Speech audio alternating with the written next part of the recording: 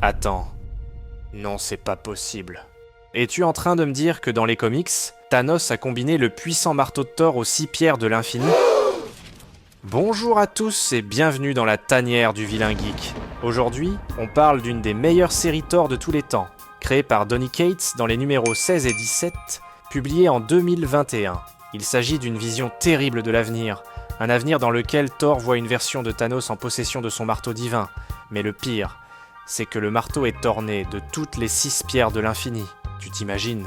Mais ce n'est pas ça le pire, mes vilains geeks. Parce qu'en plus de ça, notre ami Thanos possède un nouveau gant de l'infini, orné d'une seule pierre, prétendument la pierre de la mort, dont la puissance est basée sur la plus grande menace du multivers, appelée l'hiver noir. Alors, pour te donner un peu de contexte, faut savoir c'est quoi l'hiver noir. Eh bien, en gros, il s'agit d'une entité cosmique surpassant largement Galactus en puissance. Contrairement aux dévoreurs de planètes, cette entité engloutit des univers entiers. C'est elle qui a anéanti le 6e cosmos, dont je vous ai parlé dans ma vidéo sur les origines de Venom et sur l'origine des pierres de l'infini. En effet, c'est aussi l'hiver noir qui a épargné Galan de Taha, à la toute fin de l'ancien cosmos qu'il avait dévoré, faisant de lui le puissant Galactus, et le transformant en son héros. C'est fou, non? Et, pour les Asgardiens, l'hiver noir est connu sous le nom de Fimbulwinter, annonciateur du Ragnarok. Dans un combat ultime contre cette entité, Thor a carrément utilisé le cadavre de Galactus, un Galactus qu'il avait d'ailleurs lui-même foudroyé, comme une bombe pour anéantir l'hiver noir. Et ça, mes amis, c'est la version de Thor que vous ne verrez jamais dans le MCU. Sauf que là, un seul flocon de neige de l'hiver noir a survécu. Et dans la série Banner of War, que j'ai présentée dans l'une de mes vidéos, le gardien révèle que l'hiver noir n'a donc jamais été véritablement vaincu par Thor. Ce fléau cosmique demeure tapi dans l'ombre, prêt à ressurgir. Et c'est là que les événements des numéros 16 et 17 de Thor prennent maintenant tout leur sens. Car c'est dans ce contexte que Thor est tourmenté dans chaque sommeil par la même vision terrifiante de sa fin ultime. Un monde dans lequel Thanos avait volé Mjolnir et l'avait imprégné des pierres de l'infini, commandant une armée de héros zombifiés, ainsi que le terrible gant de l'hiver noir, orné de la nouvelle pierre de la mort. Mais juste avant de te présenter tout ça, je t'invite à t'abonner à la chaîne pour officialiser ton rang de grand vilain geek. Et du même coup, peux-tu fracasser le pouce bleu avec toute ta puissance asgardienne pour non seulement encourager la chaîne, mais aussi pour aviser YouTube que tu kiffes ça, toi, le contenu à propos de comics Marvel. Alors, sans plus tarder, fini les blablas, c'est parti! Le numéro commence avec une légende qui dit « Le cauchemar est sans fin ».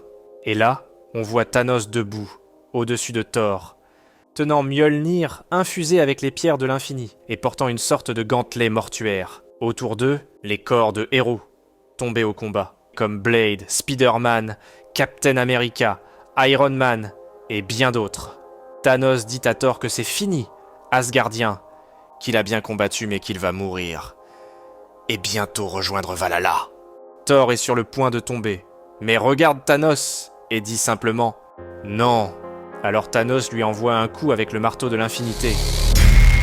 Thor ensanglanté à terre, tousse et dit « S'il te plaît, ne fais pas ça, il doit y avoir... » Mais avant qu'il finisse, Thanos lui écrase la tête comme une pastèque, en disant « Tu es le puissant roi d'Asgard. Les rois ne mendient pas !» Ouais, je sais, ça claque comme début, mais ça nous ramène aussi au numéro 5, où Donny Cates avait déjà teasé cette version de Thanos. Bref, tout ça n'est qu'un rêve, un cauchemar que Thor fait chaque nuit, et on le retrouve à New York en train de le raconter à Jane Foster. Elle est là en mode « Waouh, c'est brutal. Et tu fais ce cauchemar toutes les nuits ?» Il répond qu'il ne dort pas toutes les nuits. Mais oui, Jane, quand il dort, c'est ça qui se passe. Jane lui demande s'il a vu dans la tempête une vision, une prophétie de sa mort, et il lui dit que ce n'était pas n'importe quelle tempête. C'était le Black Winter, une force primordiale de la mort à l'échelle multiverselle. Et regarder dans ses yeux, c'est voir la vérité ultime. Elle rétorque « Donc tu as vu Thanos ressusciter ?» brandissant Mjolnir avec les pierres de l'infini, menant une armée de morts. Et puis elle continue. Donc tu as vu cette vision, et ton idée a été de laisser le marteau quelque part où n'importe qui peut le ramasser? Thor la regarde et dit « Ouais, pas la meilleure idée. » Juste après, Thor est distrait par un stand de hot dog et s'en prend un, mais alors qu'il mange, Un peu de grabuge s'annonce dans les parages. Jane dit à Thor de descendre sa queue de cheval, c'est l'heure de l'action, et elle passe en mode Valkyrie. Ensuite, on voit The Wrecking Crew en train de braquer une banque. Ces petits voyous ne savent pas ce qui les attend. Jane, alias Valkyrie, leur balance une voiture et commence à leur faire la misère avec un coup de main de Thor. Après avoir stoppé le braquage, Jane lui dit « Ok, revenons à ton problème. Genre, qu'est-ce qui se passe vraiment, Thor ?» Il demande de quoi elle parle, et elle lui répond « Le Thor que je connais ne parle pas de ses problèmes. Il ne les fuit pas, et il ne se cache pas. » Elle continue en disant que toute cette histoire de cauchemar, de Thanos, du Black Winter, elle comprend que ça le secoue. Mais t'es là à manger des hot dogs avec moi. Qu'est-ce qui te fait peur, Thor ? Il répond « Peur ?» Thor n'a peur de rien. Mais avant qu'il puisse finir, un corbeau arrive avec un message royal. « Mon roi, votre mère veut vous voir. » Jane se moque, lui disant que maman appelle. Mais ce qu'elle ne sait pas, c'est que ça ne sera pas une réunion de famille comme les autres.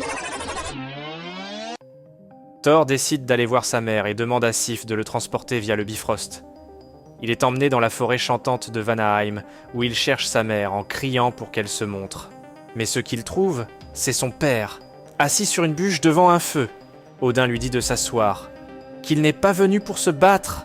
Thor est en colère, pensant que sa mère l'a attiré là pour le piéger à rencontrer son père de force, avec qui Thor est en grosse dispute, tu vois. Mais Odin lui demande de se calmer et de s'asseoir. Et là, un monstre géant surgit et attaque les deux. Thor et Odin le repoussent ensemble, jusqu'à ce que quelque chose tranche la tête de la bête. C'est sa mère, avec Angela, sa sœur. Elle lui dit que c'est bon de le voir, mais qu'elles doivent absolument lui parler. On enchaîne avec un moment un peu tendu entre Thor, Angela et leurs parents. Angela lui dit « On va tous mourir ». Et soudain, des bébés monstres surgissent et les attaquent. Angela l'avertit que ces créatures se multiplient en sentant la mort. Ils se mettent tous à combattre les bêtes jusqu'à ce que leur mère arrive avec une grosse artillerie et les élimine tous. Après cette bataille, ils s'installent pour discuter. C'est à ce moment qu'Angela leur révèle que ce n'est pas leur mère, mais bien elle, qui avait appelé Thor à cette rencontre, où elle lui dit qu'il doit impérativement se réconcilier avec son père pour sauver le royaume. Mais pour Thor, tout ça c'est des bêtises. Et il commence à perdre patience, le gros bonhomme blond. À la fin, Thor révèle à sa mère pourquoi il est si préoccupé. « Je n'aurai jamais d'héritier.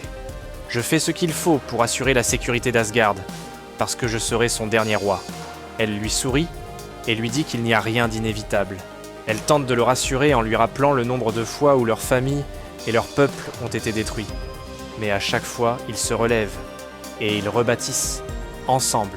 Mais avant qu'il puisse rétorquer, Thor reçoit un appel des Avengers.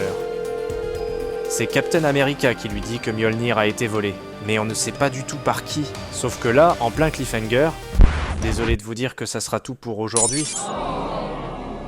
Alors, vous allez me dire « Hey ! Ça peut pas finir comme ça, mec !» Et à ça, je vous dis, j'aimerais pouvoir vous raconter la suite, mais malheureusement, Marvel Comics n'a jusqu'à ce jour jamais complètement résolu le mystère de cette vision apocalyptique de Thanos. Donny Cates a d'ailleurs eu un gros accident de la route, et très malheureusement, n'a jamais eu la chance de revenir à cette intrigue. Mais attends, l'histoire continue dans une autre direction dans les numéros ultérieurs, portant sur le jour où Mjolnir s'est carrément retourné contre Thor. Ouais mec, et c'est vraiment du très très lourd. Et c'est pas tout, il y en a plus.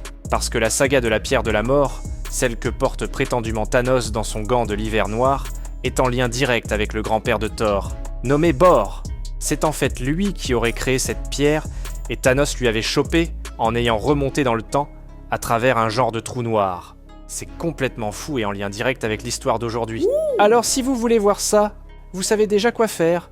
Laissez-moi un commentaire en disant simplement « On veut la suite !» Yay! Et parlant de suite, la suite de ma vidéo à propos de Deadpool et Wolverine est presque terminée. Donc activez les notifications pour ne pas manquer ça. Ciao les amis!